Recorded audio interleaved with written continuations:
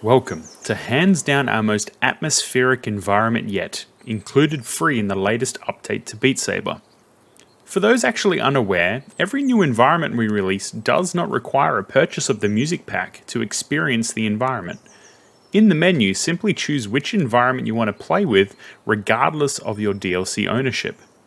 Anyhow, this environment is not only stunning with its custom water shader, dynamic clouds, raindrops and lasers, but it's also the first environment to use our brand new lighting system. In past videos, I have mentioned new lighting systems a lot, but this one is at the very core for the beat mappers and even those that dabble into custom songs can use.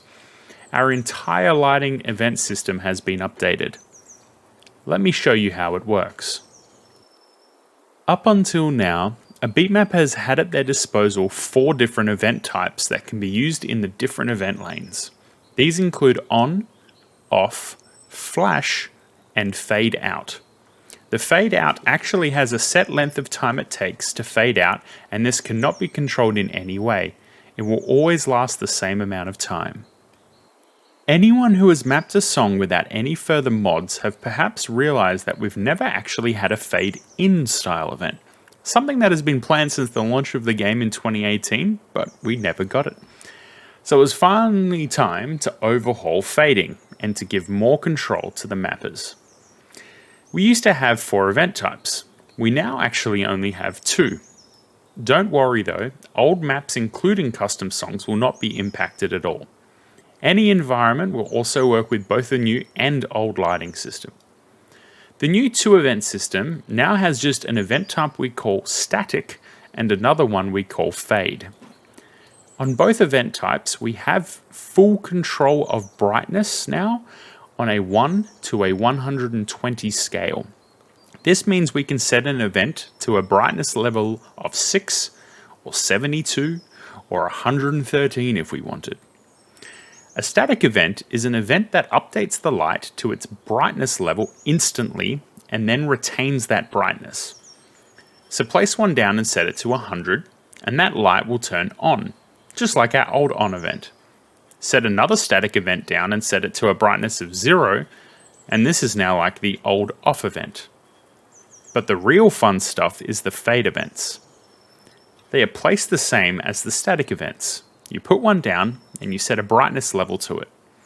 How it works is it will look at the numerical value of the event prior to it. Whether it's a static or fade does not matter. And will then transition the brightness level from the prior number to the new one. So if the prior event is 100 and we place a fade event with a brightness of 0, the light will fade off. Reverse the numbers and they will fade on. The beauty of this system means we can also control the length of time a fade takes to transition, something not possible in our old system. As a bonus effect of this, we also allowed for colors to transition. So if we place a static note down that's the color red at a brightness level 50, and then place a fade note of the color white at a brightness level 120, not only will the brightness adjust, but the color will also.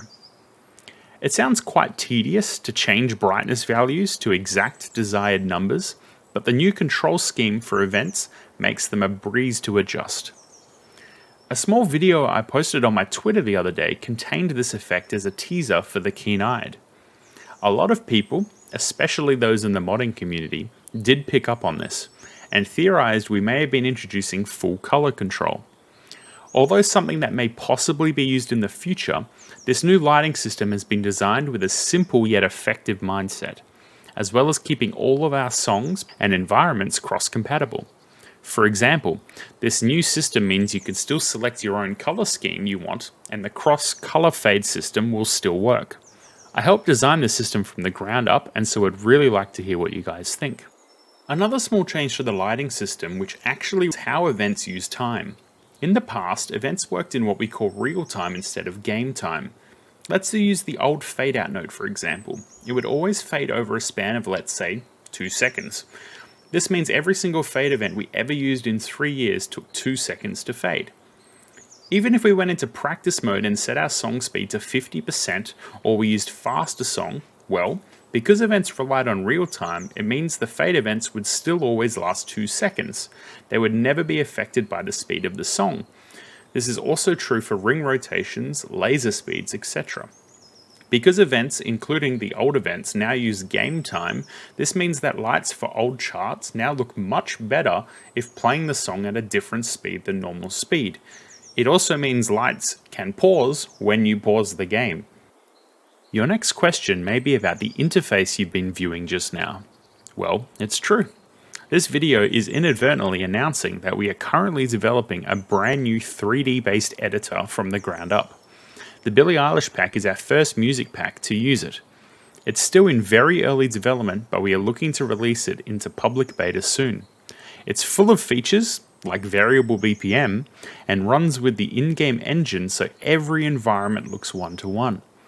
In fact, the teaser video you may have seen on my Twitter the other day showing the color transition was literally recorded in the editor. How awesome. This is also why you haven't seen any 2D editor updates in a couple of months. Now back to the main reason for this video, the Billie Eilish environment. The new editor itself actually contains unique names per event lane for every single environment, so using our standard naming scheme in previous videos is no longer a good idea. I will instead call them out by their environment-based name in numerical event ID order.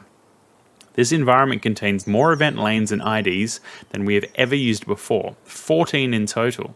In order from 1 to 14, we have Water 4, Water 1, Left Sunbeams, Right Sunbeams, Sun, Moon and Boost Colors, Water 2, Water 3, Toggle Rain, Sunbeam Mode, Left Bottom Lasers, Right Bottom Lasers, Left Sun Beam Speed, and Right Sun Beam Speed. The water IDs are not in any face value logical sense. This is for compatibility reasons with older songs and environments. The left and right speeds control not only the sunbeams, but also the left and right bottom lasers. This includes the sunbeam mode toggle also. When it's raining, the droplet's color is actually controlled by whatever color the left and right bottom lasers are set to. You can also see when it's raining that there are droplets on top of the water, also colored, which can give you some cool combinations. We really hope you enjoy the new environment and all the new details in it.